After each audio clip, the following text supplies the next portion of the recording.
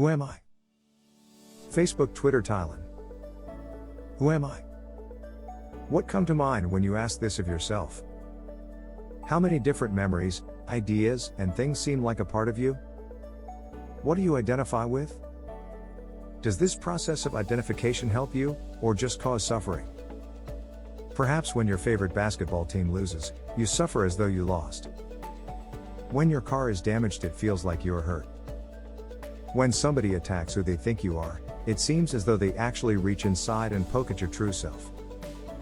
How can you escape this unnecessary drama and pain? Perhaps by seeing who and what you are not. Seeing the process of identification clearly can free you from the ego attachments that cause you to suffer. There is a simple meditation that can help you with this. Who am I? A meditation on self-identity. Sit or lay comfortably in a quiet place. Relax, close your eyes, and take several deep breaths. Breathe through your nose, eventually letting your breathing fall into a natural pattern. Pay attention to your breath, to the air moving in and out of your lungs and nose. Let the tension drain from your body. Ask the question in your mind, where am I? Then ask, what am I? And who am I? Just let these questions sit for a moment in your mind. Become aware of your body, and consider your leg.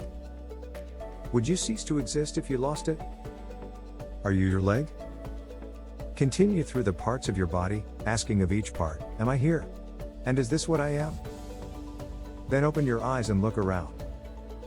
Are you any of these things? You might feel pain when your favorite chair breaks, as though it were you, but you are not that chair. Which of these things you own are you? Ask these questions. Ask, am I this? Now close your eyes again and say your name in your mind. Is there a sense of identity? And if you had no name? Ask yourself, am I really? And say your name again. Consider what the most honest answer is. Try saying I am.